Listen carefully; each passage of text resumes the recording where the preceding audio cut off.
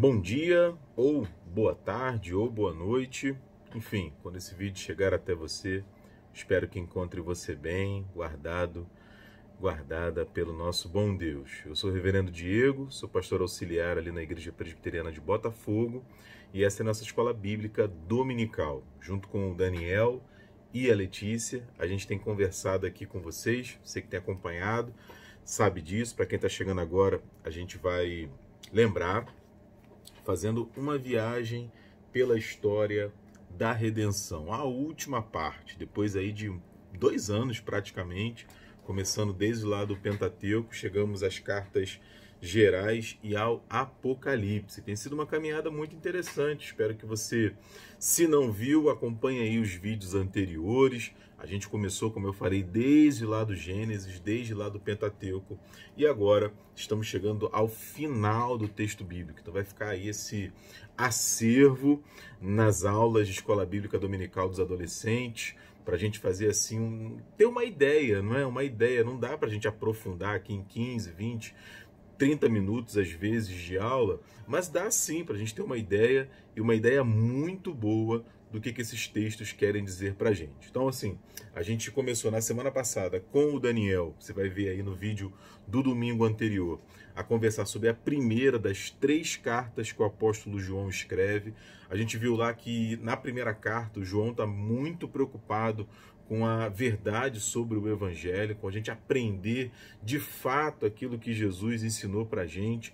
E na aula de hoje a gente vai falar sobre a segunda e a terceira carta. Assim, aquilo de mais essencial, aquilo de primordial que a gente precisa aprender nas 2 cartas. E o tema, na verdade, os 2 temas que vão perpassar aí essas 2 cartas, que vão atravessar essas 2 cartas, ou melhor dizendo, são justamente o amor e a verdade. Então guarda isso aí, a gente vai falar bastante sobre isso, não é? A temática que o João vai tratar, ou as temáticas que o João vai tratar nessas 2 cartas são o amor e a verdade. E aí, quais são os focos da nossa aula hoje? Primeiro, saber que são inseparáveis esses 2 temas, tanto o amor quanto a verdade. Não dá para separar o amor da verdade, já a gente vai ver um pouco mais sobre isso. Segundo, a gente vai ver aqui que não tem como dissociar, ou seja, separar a nossa vida do amor e da verdade. Se a gente sabe o que é o amor, e a gente vai ver o que o João fala que é amor. Se a gente sabe o que é verdade, e a gente vai ver o que o João está falando que é verdade, a gente não pode separar isso da nossa vida e do nosso dia a dia, né? A gente já falou um pouco sobre a verdade em amor, né? Já falei até sobre isso, e a gente vai terminar pensando numa questão que parece até meio assim, só um jogo de palavras, mas que a gente vai ver como é importante a gente distinguir uma coisa da outra, né? Porque a Bíblia fala que Deus é amor, mas e o contrário? Será que é verdadeiro? O amor, será que é Deus? Vamos falar sobre isso no finalzinho da aula. Vamos fechar os olhos então e orar e pedir a Deus que nos dê um tempo bom na presença dele aqui? Vamos lá? Obrigado, Senhor, por podermos abrir a Tua Palavra, assistir esse vídeo, participar dessa aula e através, Senhor, de todas essas mídias que o Senhor dispõe para nós, podermos adorar ao Teu nome, aprendendo mais sobre o Senhor e sobre a Tua vontade. Então fala ao nosso coração agora, por graça e por misericórdia, Pai. É como nós pedimos e agradecemos no nome do Teu Filho Jesus. Amém, Senhor.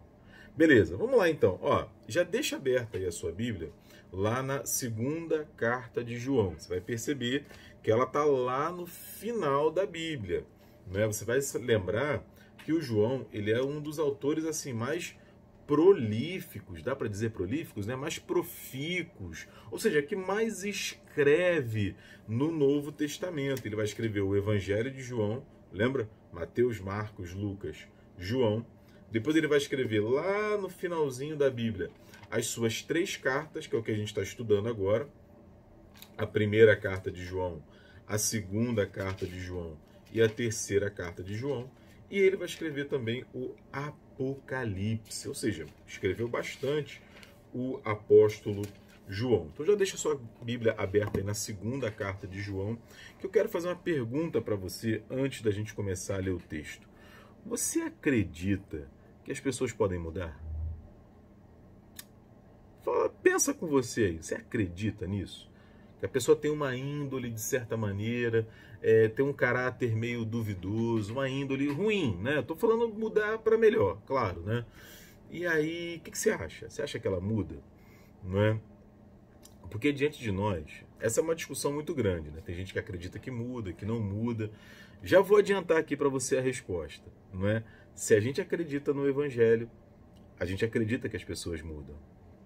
Se a gente acredita no poder de Deus, que muda os corações, na ação do Espírito Santo de Deus, que faz a gente nascer de novo, a gente precisa acreditar que as pessoas podem ser transformadas. Já adiantei para você a resposta.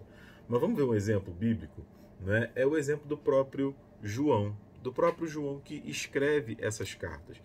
Abre a sua Bíblia, se você quiser, e tiver aí à mão, né? No texto de Lucas, capítulo 9, versículo 54. Olha o que está escrito aí. Eu já copiei aqui na aula que eu preparei para a gente poder ganhar tempo.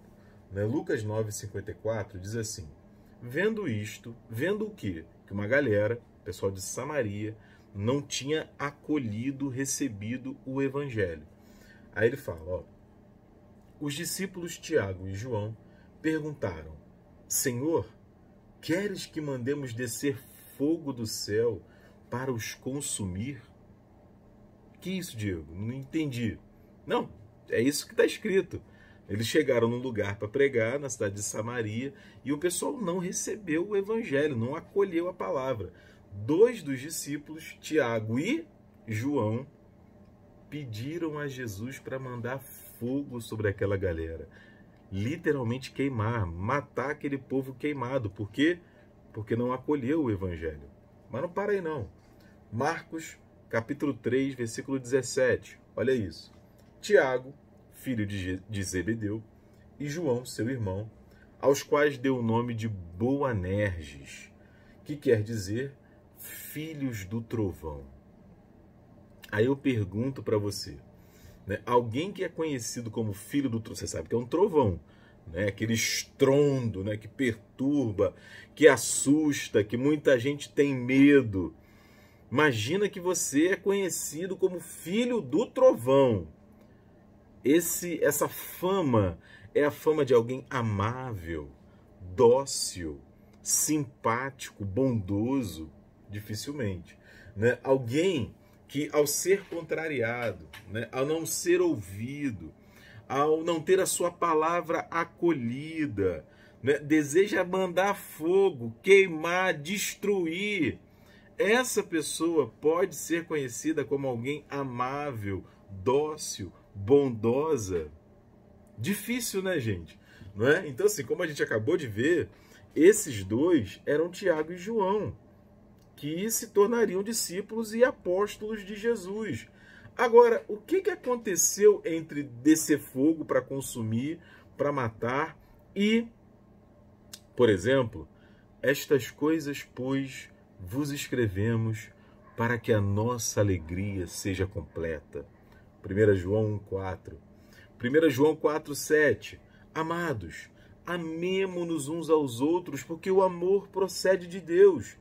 E todo aquele que ama é nascido de Deus e conhece a Deus. Ou ainda, né, 2 João capítulo 1, versículo 1. O presbítero, que é o João, a senhora eleita e aos seus filhos, são os destinatários ali da carta, a quem eu amo na verdade, e não somente eu, mas também todos os que conhecem a verdade. E 3 João capítulo 1, versículo 1, a terceira carta. O presbítero, que é João, é como ele se denomina, né? Ao amado Gaio, a quem eu amo na verdade. Gente, o que aconteceu aí entre descer fogo, filho de trovão, Boanerges, e ao amado, e eu amo na verdade, né? E todo esse carinho que vai envolver aí as cartas do apóstolo João. O que aconteceu? Jesus.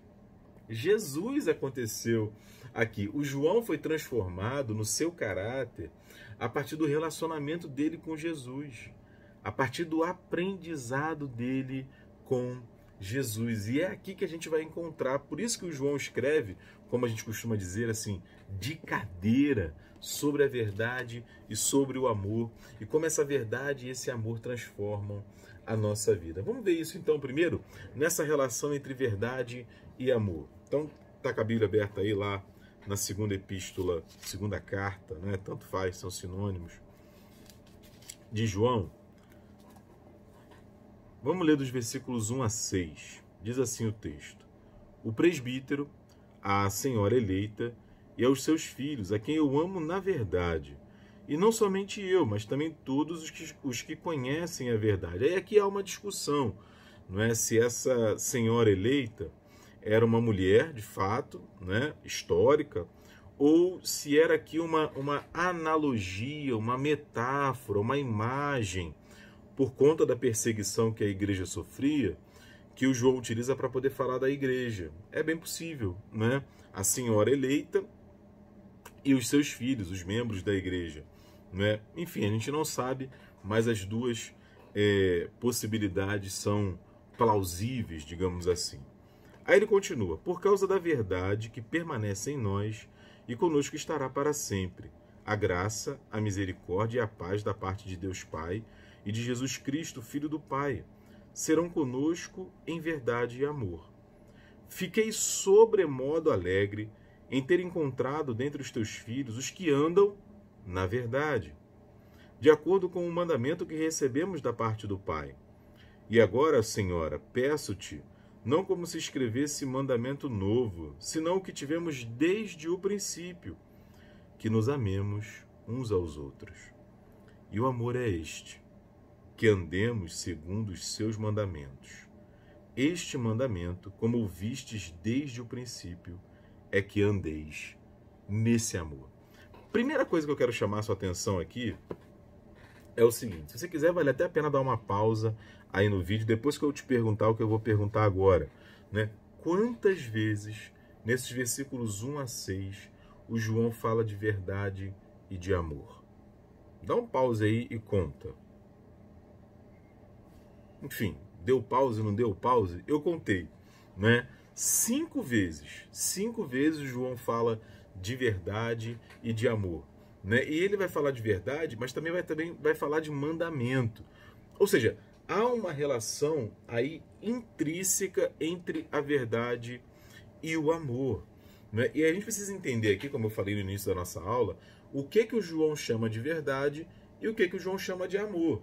Primeiro, verdade para o João, como a gente está vendo aqui, e a gente vai ver na literatura joanina como um todo, ou seja, nos textos escritos pelo apóstolo João como um todo, que a verdade é a palavra de Deus, a verdade é Jesus, a verdade é o mandamento, a verdade é aquilo que Jesus nos ensinou, a verdade é aquilo que a Bíblia diz. Para o João é isso. Então, assim, para o João não tem aquela coisa que a gente vê muito hoje: a verdade é relativa, cada um tem a sua verdade, você fica com a sua verdade, eu fico com a minha. Não, não, não. O João não tem essa dificuldade. Para ele, a verdade é muito bem definida na pessoa de Jesus e no seu ensino, né? Então, quando João está falando da verdade, ele está falando do Evangelho, ele está falando de Jesus. E aí ele vai dizer o seguinte: quando a gente aprende essa verdade, quando esse mandamento de Jesus chega até a nossa vida e ao nosso coração, a gente vai aprendendo a viver em amor. Não dá para ser diferente. Exatamente porque a revelação do amor é aquilo que Jesus Cristo fez por nós. Aliás, num texto famosíssimo do próprio apóstolo João, ele vai dizer que Deus amou o mundo de tal maneira que fez o quê? Que deu o seu Filho unigênito para que todo aquele que nele crê não pereça, mas tenha a vida eterna. Ou seja, o amor para o apóstolo João, ele se revela numa atitude, a atitude de Jesus, que deve ser a nossa atitude também, de amar o nosso próximo. Então, assim, para eu tentar me fazer entender de uma maneira melhor. Diferente do conceito moderno dos nossos tempos e tal, que o amor é um sentimento, que o amor é uma sensação. Não, não, não. Né? Até porque sentimento depende das circunstâncias, depende de como está o que a gente chama, né? O nosso coração. Às vezes a gente gosta mais, gosta menos, dependendo de uma coisa ou de outra, de uma circunstância ou de outra, a gente fica mais entristecido. Não, não. Amor, para o apóstolo João, é essa atitude que a gente aprende de Jesus. É ação. Não é? Lembra? Deus amou o mundo de tal maneira que deu. Né? Deus não amou o mundo de tal maneira que se sentiu apaixonado, né? Que sentiu, né, um negócio no peito e tal. Não, Deus amou o mundo de tal maneira que ele agiu em nosso favor. Esse é o ponto aqui. Então, verdade para o apóstolo João é o evangelho. Amor para o apóstolo João decorre do evangelho, né? E tem a ver com o que Jesus Cristo fez por nós e que ele chama a que eu e você faça, cumpra, viva também, né? Então, assim, exemplo, João. Ô, Diego, exemplo. Dá um exemplo aí, João. Ih, enrolou agora, né? Me dá um exemplo aí, Diego. O próprio João, como a gente acabou de falar. No começo da caminhada dele com Jesus, ele é conhecido como o Boanerges, ele e o irmão, como os filhos do trovão. E na constância da caminhada deles com Jesus, como que a gente conhece o apóstolo João hoje? Ele não é o apóstolo do amor? Ele não vai falar tanto sobre o amor? Como ocorreu essa transformação?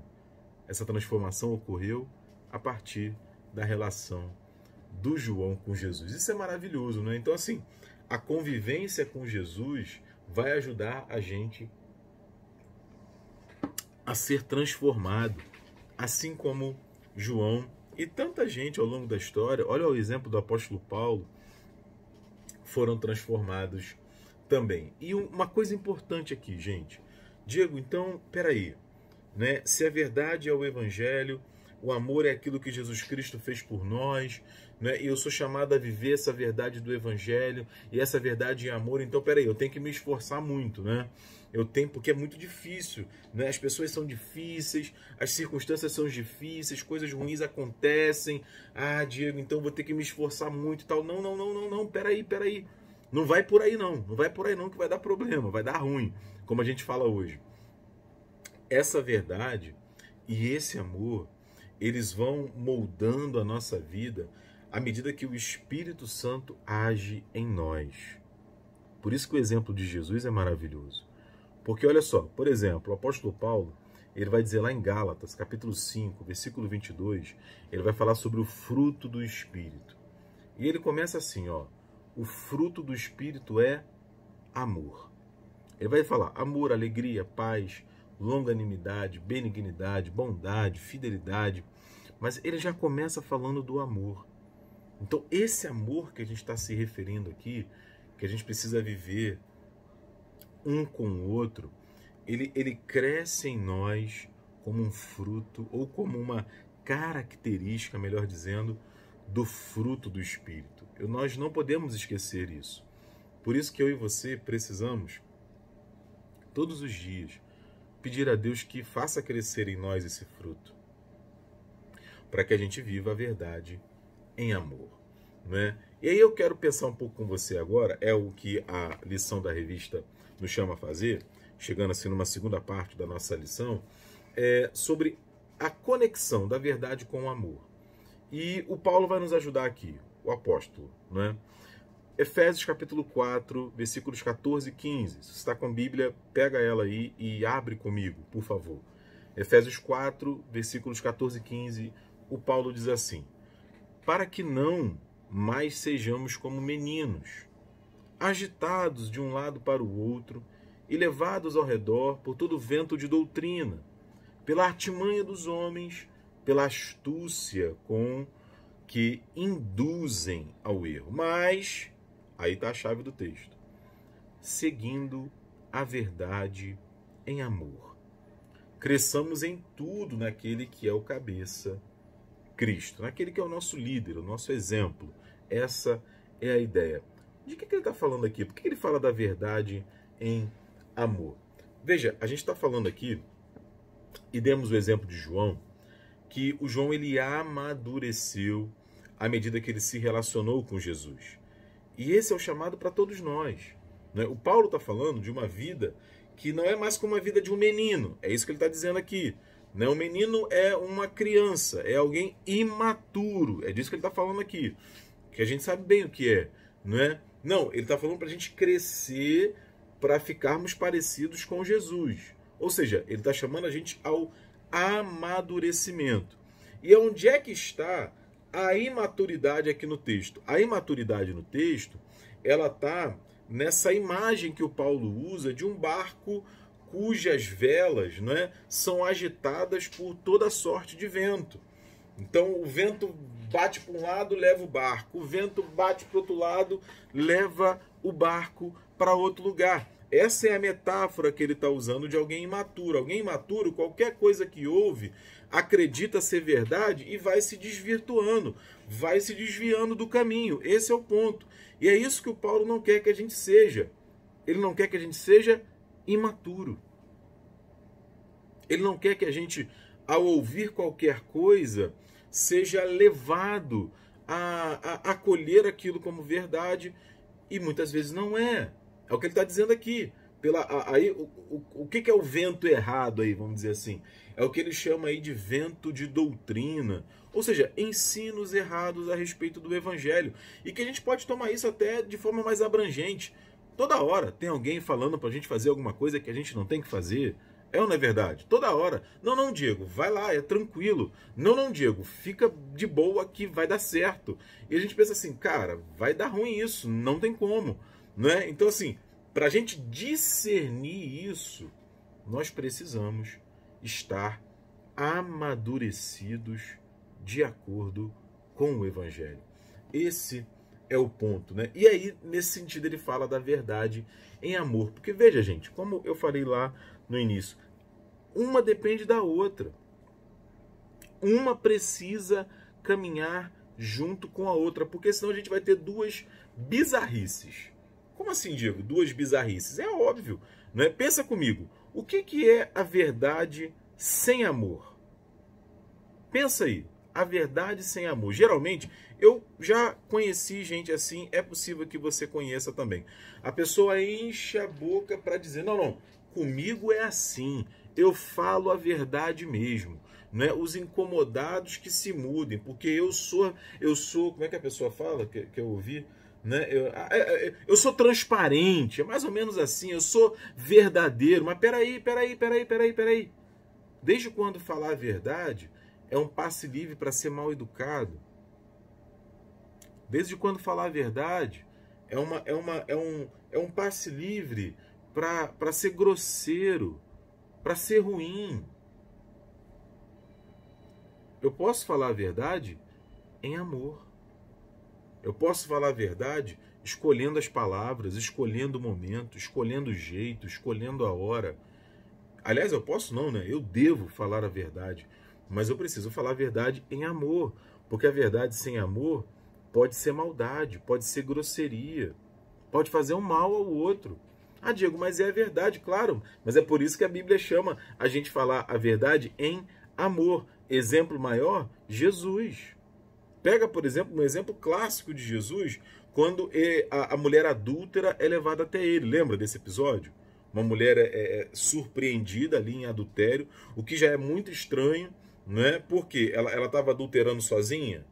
Não estava, ela estava adulterando com outro homem. Mas o homem não é levado lá para ver o que Jesus ia dizer e para ser apedrejado. Enfim, é uma questão ali histórica, não é? O que Jesus faz? Jesus ele faz duas coisas.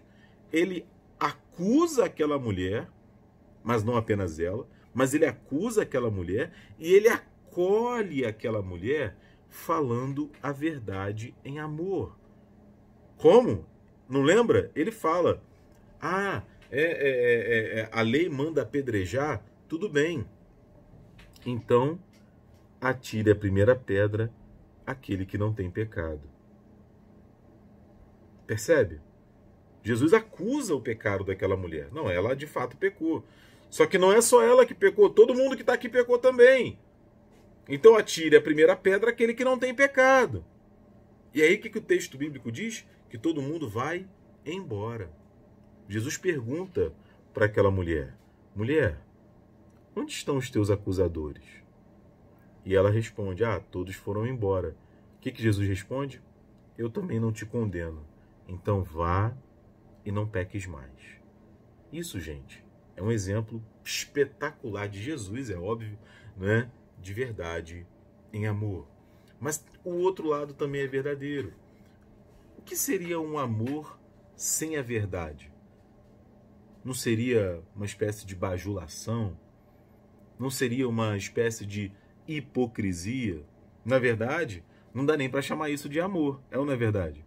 Imagina, por exemplo, que você tem um amigo que está tomando uma série de decisões erradas, fazendo um monte de coisa que não deveria fazer.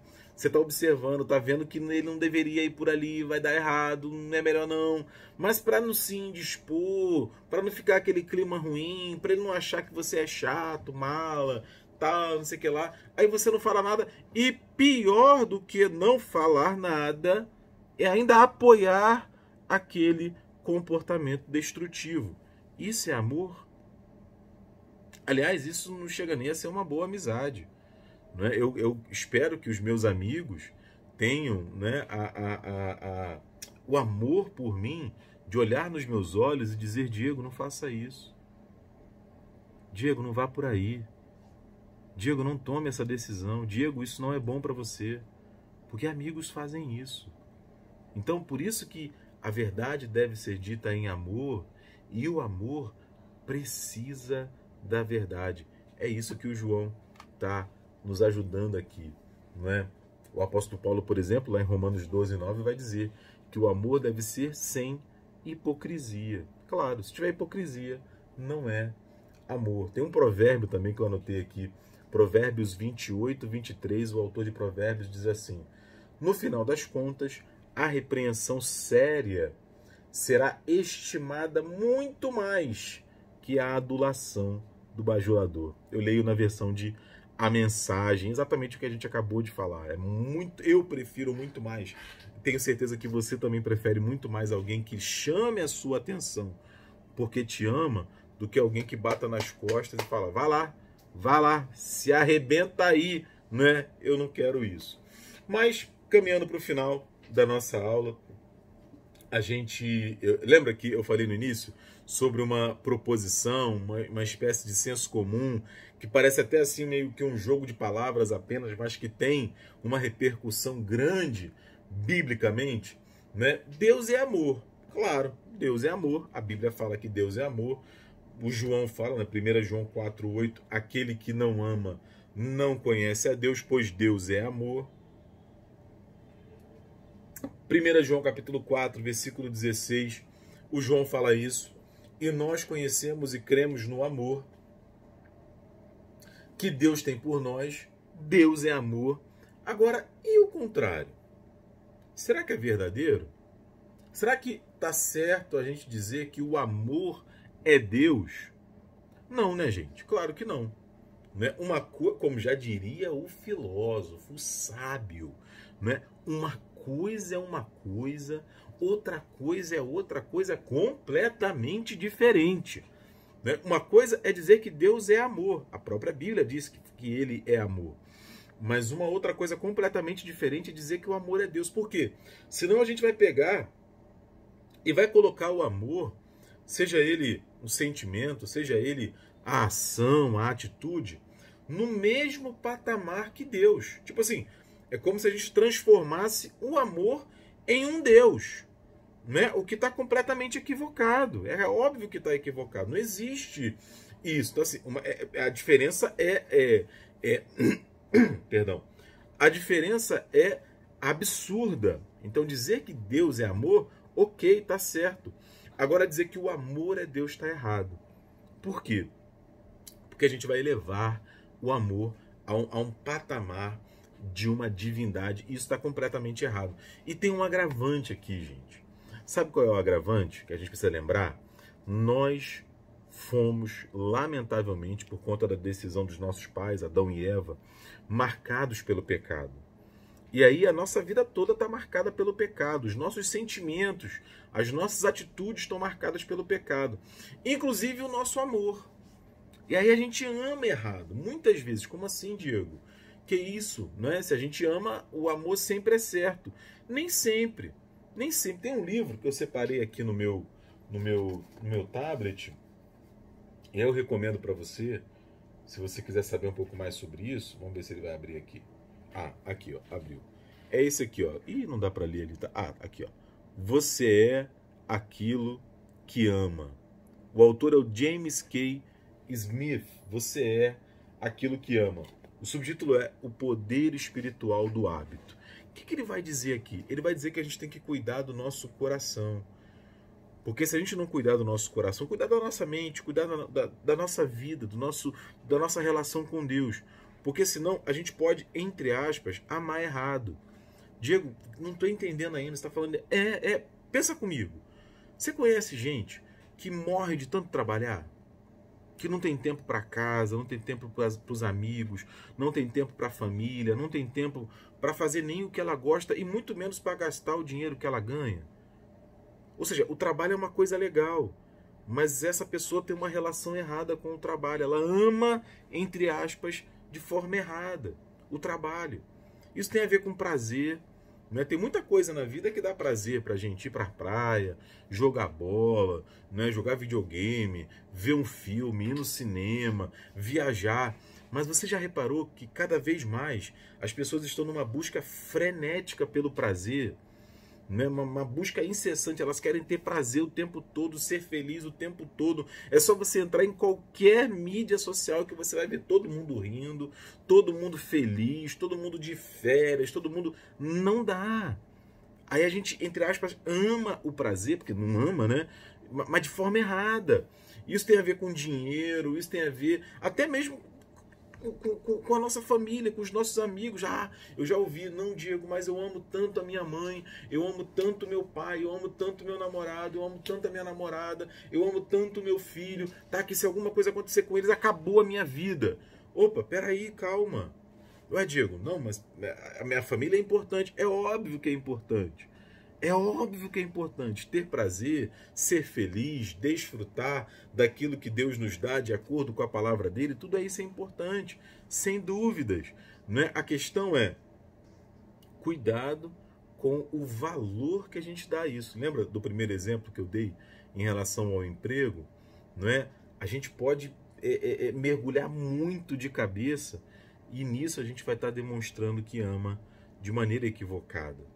Então a gente precisa aprender com Jesus, aprender com Deus a amar da maneira correta. É por isso que é importante a gente saber que Deus é amor, porque é através de Deus, através do seu amor, que a gente aprende a amar de forma correta. E o maior exemplo, claro, é o Senhor Jesus. Além disso, nós não podemos esquecer, que Deus ele não é só amor, vamos dizer assim, entre aspas, só. Deus também, por exemplo, é justiça. Deus é santidade. E tantos outros atributos que ele tem que a Bíblia expõe. E esses atributos vivem em perfeita harmonia. Nós não podemos destacar um atributo de Deus em detrimento do outro. Não, eu vou ficar aqui com o amor de Deus, mas a justiça não. A justiça dele eu não quero. Não é possível a gente fazer isso. Mas é isso, Falamos aí sobre esses textos da segunda e da terceira carta de João e essa relação da verdade com o amor e de como nós precisamos aprender a amadurecer na nossa vida com Jesus. E aí eu quero deixar algumas perguntas para mim e para você. Será que a gente tem sido transformado pelo Evangelho? Será que a gente consegue perceber na nossa vida, ao tempo que a gente caminha com Jesus, que ele tem tocado o nosso coração e transformado os nossos sentimentos? Será que a gente tem vivido hoje a verdade em amor com os nossos amigos, com a nossa família, com o namorado, com a namorada, com o filho, com o pai, com a mãe. Como que está isso?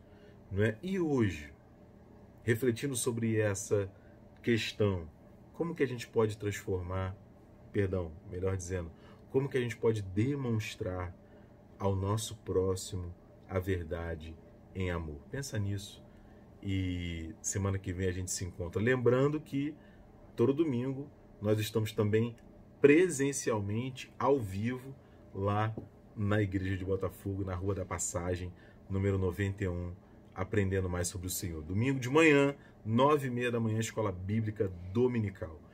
Vamos orar então para terminar? Obrigado, Senhor, por esse tempo aqui com os teus filhos e com as tuas filhas. Fala ao nosso coração e que teu Espírito, Pai, nos auxilie no amadurecimento, para que possamos a cada dia nos parecer mais com teu Filho Jesus Cristo. É como nós oramos e agradecemos em nome do teu Filho Jesus. Amém, Senhor. Amém, gente. Beijo, até mais, viu? Valeu!